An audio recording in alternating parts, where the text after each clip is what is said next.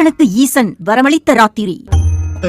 நவக்கிரகங்களில் உடலை மனதை குறிப்பவர் சந்திரன். அவருக்கு 27 மனைவிகள். அந்த 27 மனைவிகள் வேறு யாரும் இல்லை.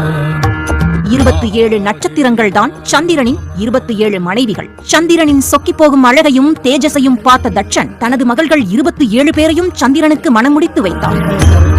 ஆனால் சந்திரனோ தன் அழகுக்கும் ஒளி பொருந்திய தேகத்துக்கும் ஈடு ரோஹிணி ஒருத்திதான் என அவளோடு மட்டும் வாழ்ந்து வந்தார்.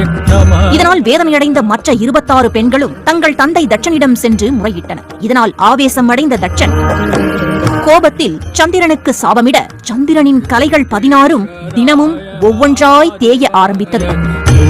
முதலில் அதை பொருட்படுத்தாத சந்திரன் அவன் அழகு தினமும் குறைய குறைய அவன் இருள்மேனியை பார்க்க அவனுக்கே பிடிக்காமல் போனது. இப்படியே போனால் இனி என்னாகுமோ என அஞ்சிய சந்திரன் இறுதியில் எல்லாம் வல்ல அந்த மகாதேவனை சரணடைந்தான். பச்சை தண்ணீர் கூட குடிக்காமல் எச்சிலும் கூட விளங்காமல் ஓம் நம சிவாய ஓம் நம சிவாய என்ற மந்திரத்தை தொடர்ந்து பக்தியுடன் கடும் தவம் இரவு முழுக்க இருந்தான். அந்த இரவு சந்திரனுக்கு காட்சி தந்த சிவபெருமான் சந்திரனை பார்த்து உன் சாபத்தை என்னால் நீக்க முடியாது என்றார்.